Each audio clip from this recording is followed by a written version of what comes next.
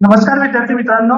जवाहर नवोदय विद्यालय प्रवेश परीक्षा जी इयत्ता 6वीत प्रवेशासाठी घेतली जाते त्याच्या अंकगणिताचं 11वं प्रकरण ज्याचं नाव आहे कोनांचे प्रकार व त्यांचे उपयोजन याच्या स्वाध्याय 11 ला आपण सुरुवात करते.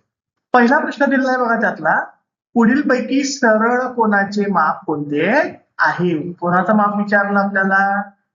सरळ कोनाचं माप विचारलं. सरळ कोन त्याला काय म्हणतो आपण इंग्लिश मध्ये? Straight angle. स्ट्रेट अँगलचं माप विचारलं. स्ट्रेट अँगल म्हणजे काय? एक सरळ रेषा याच्यावरती तयार झालेला कोन किंवा अँगल त्याला काय म्हणतो आपण? स्ट्रेट अँगल किंवा सरळ कोन. हा कितीचा असतो? 180 डिग्रीचा असतो.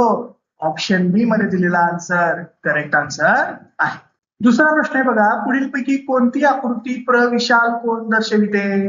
कोणतं दाखवायचं आपल्याला? प्रविशाल कोन. प्रविशाल कोन काय म्हणतात त्याला इंग्लिश मध्ये? त्याला म्हटलं जाते काय? Reflex angle. रिफ्लेक्स अँगल कोणता असतो? अशा जर का दोन आपल्याला रेषाखंड जर का दिलेले असतील किंवा रेषा दिलेल्या असतील त्यांच्यामध्ये हा जो बाहेरचा तयार झालेला आहे बघा, आतला नाही, बाहेरून जो तयार झालेला आहे त्याला म्हणतो आपण काय? प्रविशाल कोन किंवा रिफ्लेक्स अँगल. कुठे दिसते असं? ऑप्शन सी मध्ये दिलेला आन्सर करेक्ट आन्सर आहे. ऑप्शन सी मधली आकृती प्रविशाल कोन दर्शवते. तिसरा प्रश्न आहे बघा, डॅश डॅश कोन तयार करतात. कोन कुणामध्ये तयार होतो? मग अँगल कुणात तयार होतो? तर दोन रेषाखंड ज्यांचा काय एक बिंदू कसा असतो? कॉमन असतो. एक पॉइंट कॉमन असतो किंवा एक बिंदू कसा असतो? सामायिक असतो. अशा एक बिंदू कॉमन किंवा सामायिक असलेले दोन रेषाखंड यांच्यामध्ये काय तयार होतो? कोन तयार होतो. त्याला आपण इंग्लिश मध्ये काय म्हणतो? अँगल म्हणतो. ऑप्शन डी मध्ये दिलेला आन्सर करेक्ट आन्सर आहे. चौथा प्रश्न आहे बघा, कात्रीच्या जोडलेल्या पात्यांमध्ये पुढीलपैकी कोणता कोन तयार होणार नाही? मग बघा, कात्री असते बघा, कात्रीचे समजा जर का आपण दोन जर का पाते घेतले, इकडे समजा त्याला पकडायचा हँडल आहे बघा, समजा उदाहरणार्थ कात्रीचा, आणि हे कात्रीचे समोरचे दोन जे आहे ते पाते किंवा पानं आपण म्हणतो त्याला ते आहेत. यांच्यामध्ये कोणता कोन तयार होणार नाही? लघुकोन तयार होईल का? लघुकोन म्हणजे काय? 90 अंशापेक्षा कसा लहान तयार होईल का? हो, लघुकोन तयार होईल. काटकोन तयार होईल का? 90 अंशाचा तयार होईल का? हो, 90 अंशाचा कोन सुद्धा तयार होईल. विशाल कोन तयार होईल का? विशाल कोन सुद्धा तयार होईल बघा. 90 पेक्षा कसा असतो तो? तर मोठा असतो, तो सुद्धा तयार होतोय. कोणता होणार नाही? प्रविशाल कोन तयार होणार नाही. ऑप्शन ए मध्ये दिलेला आन्सर जे आहे ते करेक्ट आन्सर आहे. पाचवा प्रश्न आहे बघा, पुढीलपैकी कोणत्या घड्याळाच्या दोन काट्यांमध्ये काटकोन तयार झालेला आहे? काटकोन म्हणजेच काय? Right angle. 90 डिग्रीचा अँगल आपल्याला पाहायचा आहे. पण 90 डिग्रीचा अँगल म्हणजे काय? दोन अशा रेषा ज्यांच्यामध्ये काय इथे 90 डिग्री तयार झालेला आहे. असं कुठे दिसते आपल्याला? कोणत्या आकृतीत आहे? कोणत्या घड्याळात आहे?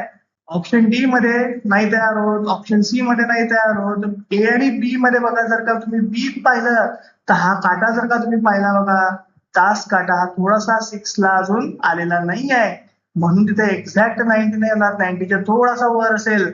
ऑप्शन ए मध्ये दिलेलं जे आन्सर आहे त्याच्यामध्ये 3 वाजलेले आहेत, त्याच्यामध्ये बरोबर 90 अंशाचा 90 डिग्रीचा अँगल किंवा काटकोन तयार झालेला आहे, म्हणून ऑप्शन ए आपला करेक्ट आन्सर आहे. सहावा प्रश्न आहे बघा, मध्यंतर 3:45 वाजता 3:45 PM म्हणजे 3:45 झाले. पहा बरं, घड्याळाचं चित्र काढू बघा आपण. घड्याळामध्ये इथे किती? 12, इथे 6, इथे 3, इथे 9. आपल्याला किती दाखवायची आहे? 3:45. इथं 4 असतील बघा. 3 आणि 4च्या मध्ये जो तास काटा असेल तो असणार आहे बघा असा थोडा 4 कडे झुकलेला, आणि इकडे जो मिनिट काटा आहे तो कुठे असणार आहे? आपला 9 वर असणार आहे. यांच्यामध्ये तयार झालेला कोन जो आहे तो आपल्याला काय करायचा आहे विचारलाय. मग लघुकोन आहे का हा? 90 पेक्षा लहान आहे का? नाही. सरळ कोन आहे का? नाही. 180चा पण हा नाहीये, सरळ रेषा नाहीये त्याच्यामध्ये.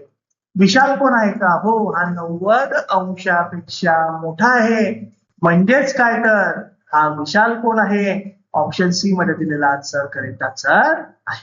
7वा प्रश्न आहे बघा, पुढीलपैकी कशामध्ये कोणाचा उपयोग केला जात नाही? कोणाचा उपयोग म्हणजे कोणाने मोजमाप आपण कोणत्या ठिकाणी करत नाही.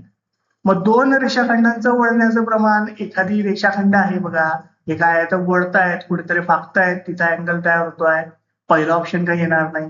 सागराची खोली मोजणे, सागराची खोली जेव्हा आपण डेप्थ मोजतो तेव्हा सागराची खोली मोजत असताना आपण ट्रान्समीटर रिसिव्हर याचा जो आहे तो यूज करतो बघा, साऊंड वेव्स पाठवल्या जातात आणि त्याच्याने सागराची खोली मोजली जाते, त्याच्यामध्ये अँगलचा यूज होत नाही. म्हणून ऑप्शन बी मध्ये दिलेला आन्सर जे आहे त्याच्यामध्ये कोणाचा उपयोग केला जात नाही. कुठे दिलेला आहे असं? फक्त बी, ऑप्शन सी करेक्ट आन्सर आहे. 8वा प्रश्न आहे बघा, पूर्ण कोनाचे माप किती असते? पूर्ण कोन काय म्हणतो आपण पूर्ण कोनाला इंग्लिशमध्ये? पूर्ण कोन म्हणजेच काय? Complete angle. कम्प्लीट अँगल काय माप असते त्याचं? कम्प्लीट अँगल असतो आपला 360 डिग्रीचा. ऑप्शन बी मध्ये दिलेला आन्सर करेक्ट आन्सर आहे. 9वा प्रश्न आहे बघा, सोबतच्या आकृतीतील कोनांची संख्या आहे. आकृती दिलेली बघा आपल्याला, त्या आकृतीमध्ये किती कोन तयार होत आहेत आपल्याला विचारलंय. मोजा बरोबर पहा, इथून इथं घेतला तर हा पहिला, इथून इकडे घेतला तर हा दुसरा, इकडून इकडे घेतला तर हा तिसरा, नंतर इथून इथे घेतला तर चौथा, इथून इथे घेतला तर पाचवा, आणि फक्त ह्या दोघांच्या मध्ये घेतला बघा एवढा, तर हा काय होईल आपला 6वा. म्हणजे किती कोन तयार होत आहे आकृतीमध्ये? 6 कोन तयार होत आहेत. ऑप्शन डी मध्ये दिलेला आन्सर करेक्ट आन्सर.